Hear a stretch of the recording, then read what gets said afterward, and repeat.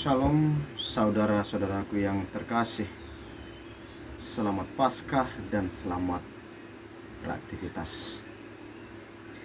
Pada hari ini saya menyapa kita semua dengan sebuah renungan singkat yang diambil dari Injil Lukas bab 24 ayat 35 sampai ayat yang ke-48. Pada bacaan Injil hari ini mengisahkan bagaimana Yesus menampakkan diri kepada dua orang yang sedang berjalan menuju Emmaus. Di perjalanan mereka yang dua orang ini, mereka berbincang-bincang mengenai kecemasan dan rasa sedih mereka, di mana mereka merasa kehilangan sosok guru yang mereka agungkan wafat di kayu salib. Ketika mereka berbincang-bincang tentang hal itu, Yesus berdiri di tengah-tengah mereka dan menyapa mereka dengan berkata, "Damai sejahtera bagi kamu." Dari sapaan itu, mereka merasa cemas. Mereka merasa gelisah, bahkan takut, karena mereka menyangka bahwa mereka melihat hantu.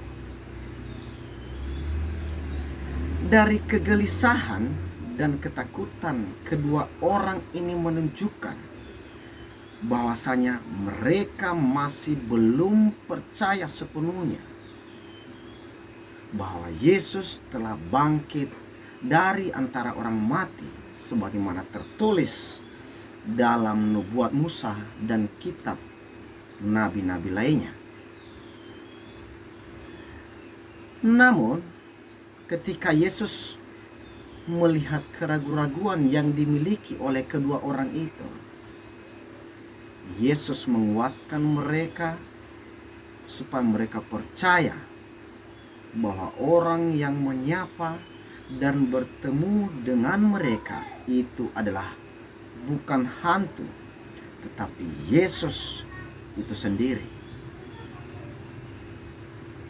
Bagaimana Yesus menunjukkan dan menguatkan mereka supaya percaya? Ia berkata kepada kedua orang itu, "Rabalah dan lihatlah aku, sebab hantu tidak memiliki daging dan tulangnya seperti yang engkau lihat kepada aku." Sambil berkata demikian, ia memperlihatkan tangan dan kakinya kepada mereka, supaya mereka percaya bahwa sosok Mesias yang mereka nantikan, yang wafat di kayu salib, sudah bangkit kembali. Setelah berkali-kali Yesus mencari cara supaya mereka percaya hingga meminta sepotong ikan goreng untuk dimakan, hingga akhirnya mereka percaya pada isi kitab suci. Saudara-saudariku yang dikasihi Tuhan, kebangkitan Kristus bukanlah suatu kebetulan. Namun itu semua telah tertulis pada kisah Musa dan kitab nabi-nabi lainnya. Ada tertulis demikian: Mesias harus menderita dan bangkit dari antara orang mati pada hari yang ketiga. Kematian Sang Mesias di kayu salib adalah merupakan kematian di mana dosa-dosa kita ditebus dengan penyaliban dan darahnya yang tertumpah di kayu salib. Ketika ia datang di dunia, ia hanya menggenapi apa yang dijanjikan Bapaknya, yakni menyelamatkan manusia yang sesat karena dosa. Bagaimana ia menyelamatkan manusia itu dari dosa? Yakni merelakan dirinya disiksa, merelakan dirinya menderita hingga berlumuran darah, dipaku di kayu salib hingga ia mati. Dan semua itu hanya karena dosa kita manusia, dan tidak ingin kita menderita dan menanggung akibat dosa kita itu sendiri. Saudara-saudariku yang dikasihi Tuhan, kebangkitan Kristus memberi kita harapan baru bahwa kita telah ditebus dari dosa kita dan akan mendapatkan keselamatan. Penebusan dosa kita bukan berarti kita bebas untuk mau melakukan dosa lagi, bukan. Namun apa yang dimintakan oleh Yesus, apa yang dimintakan oleh Kristus kepada kita setelah kita ditebus dari dosa lewat penyaliban Yesus Kristus di kayu salib, yakni pertobatan yang sejati. Pertobatan yang sejati adalah jalan satu-satunya untuk kehidupan baru dan keselamatan kita manusia. Kita umat Kristiani yang mengimani Kristus, yang percaya akan kebangkitan Kristus, kita memiliki tugas yang mulia.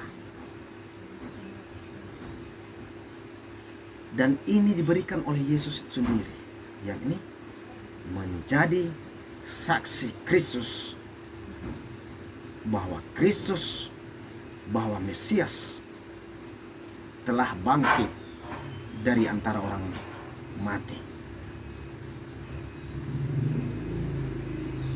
Apa maksudnya? Supaya mereka yang belum percaya, supaya mereka yang masih sesat dihantar pada jalan kebenaran, sehingga mereka juga merasa bahagia, merasa senang, dan merasa diri telah diselamatkan oleh Kristus. Saudara-saudariku yang dikasihi Tuhan, karena kita sudah diselamatkan oleh Kristus, sudah ditebus oleh Kristus, maka kita harus mengubah diri pada pertobatan yang sejati. Pertobatan yang sejati itu nampak pada kata, nampak pada tindakan kita setiap hari. Bagaimana kita bisa berkata-kata, bertindak sesuai apa yang diharapkan oleh Yesus Kristus itu sendiri.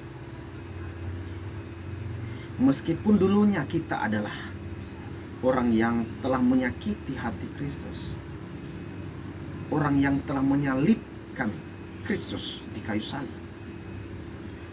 tetapi kita sudah diberi kebebasan setelah Ia bangkit dari orang mati, diselamatkan dari orang mati. Biarlah hidup kita yang berlalu, yang rapuh berlalu, tetapi harus kita ubah dengan hidup yang baru. Kebangkitan Kristus hanya bertujuan menyelamatkan kita manusia, supaya kita jangan lagi menanggung dosa kita, supaya kita jangan lagi sesat. Maka Yesus Kristus yang adalah putra Allah itu sendiri merelakan dirinya untuk disiksa, disalibkan di kayu salib, supaya manusia mendapat keselamatan hidup. Semoga Tuhan memberkati perjalanan hidup kita dan diselamatkan olehnya yang bangkit dari antara orang mati, yakni Yesus Kristus, penyelamat manusia. Tuhan Yesus memberkati. Amin.